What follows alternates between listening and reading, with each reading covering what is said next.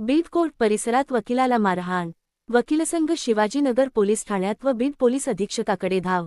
बीड प्रतिनिधी। बीड जिल्हा न्यायालय परिसरात एका वकिलावर काही महिला व पुरुषांनी मिळून मारहाण केल्याची धक्कादायक घटना आज दुपारी घडली।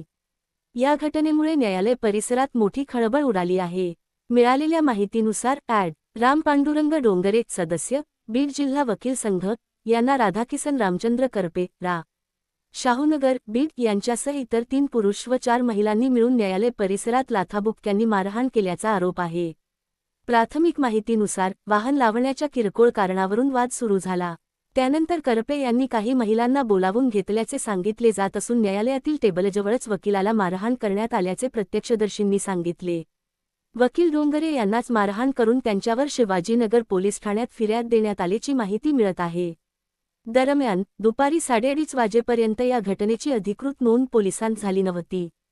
मात्र सर्व वकील संघ शिवाजीनगर पोलीस ठाण्यात दाखल झाले होते व त्यानंतर बीड पोलीस अधीक्षक कार्यालयात दाखल होऊन गुन्हा दाखल करण्याची मागणी केली। शिवाजीनगर पोलीस ठाणे येथे दाखल होत गुन्हा नोंद करण्याची प्रक्रिया सुरू केली। तसेच या प्रकरणी पुढील कारवाईची मागणी करत वकील पोलीस अधीक्षक कार्यालयातही गेले असल्याची माहिती मिळाली आहे।